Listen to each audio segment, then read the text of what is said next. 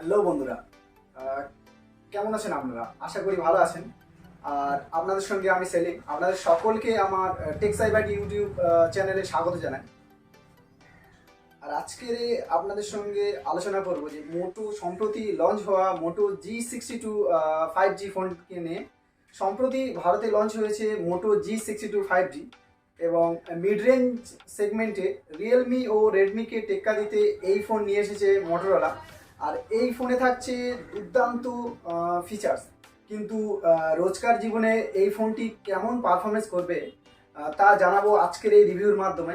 আর এই মোটো G62 ফোনটি মাত্র কয়েকদিন ব্যবহার করে কেমন অভিজ্ঞতা অর্জন করেছি এবং এই ফোনটিতে কি কি সমস্যা আছে এবং ভালো দিক কি কি আছে এবং কি কি সমস্যার সম্মুখীন হয়েছি সেসব জানাবো আজকের এই ভিডিওতে। এবং এই ফোনটি আপনার নেওয়া উচিত কিনা এই সবই আলোচনা করব।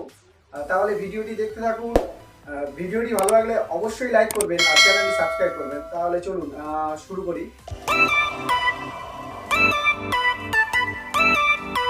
প্রথমে আমরা চলে যাব এই ফোনের ডিজাইন ও ডিসপ্লের কাছে। ডিসপ্লে নিয়ে আলোচনা করব। এই ফোনের ডিজাইনটা কোম্পানির অন্যান্য ফোনের সঙ্গে বেশ সাদৃশ্য রয়েছে।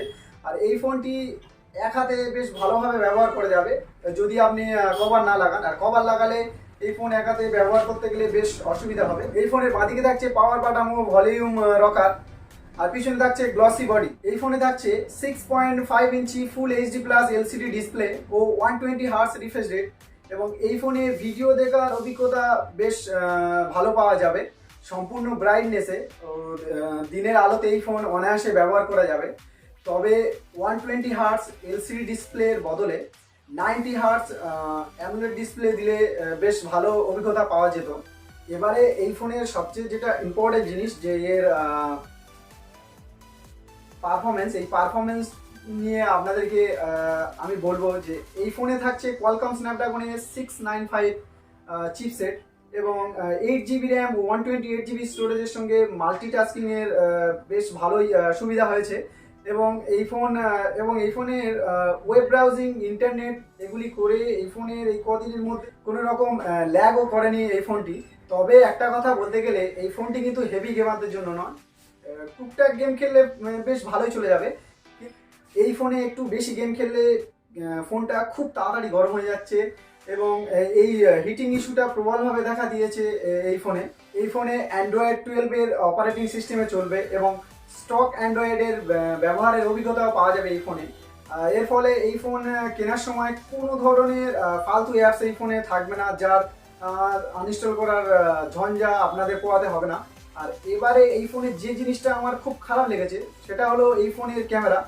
সেটা নিয়ে এবার আলোচনা করব। আর এই ফোনে থাকছে triple rear camera setup, 50 megapixel main camera ও 8 মেগাপিক্সেল আলট্রা ওয়াইড ও 2 মেগাপিক্সেল ডেপথ সেন্সর।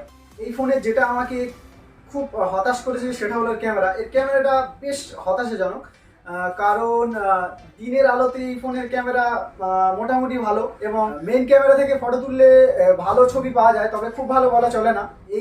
এর ক্যামেরার সবচেয়ে খারাপ জিনিস সেটা হলো এর আলট্রা ওয়াইড ক্যামেরা একেবারে ভালো নয়। আলট্রা ওয়াইড ক্যামেরায় ফটো তুললে একাধিক ডিটেলসের ঘাটতি দেখা গিয়েছে। এই নামধারী আলট্রা ওয়াইড ক্যামেরা না দিলে বেশ ভালোই হতো।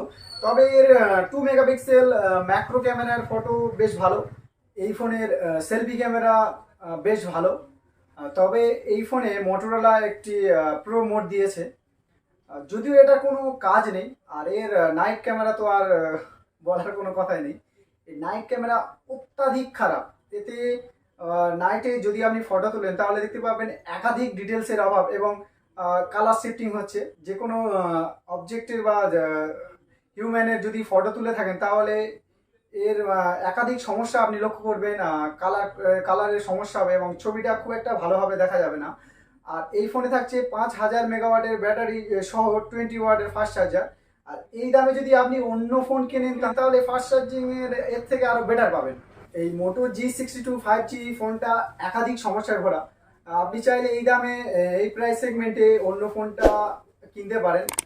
তাহলে ভিডিওটি ভালো লাগলে অবশ্যই লাইক করবেন আর চ্যানেলটি সাবস্ক্রাইব করবেন। আজকের ভিডিও এই পর্যন্ত। আগামীকাল আরও ইন্টারেস্টিং ভিডিও নিয়ে হাজির হব।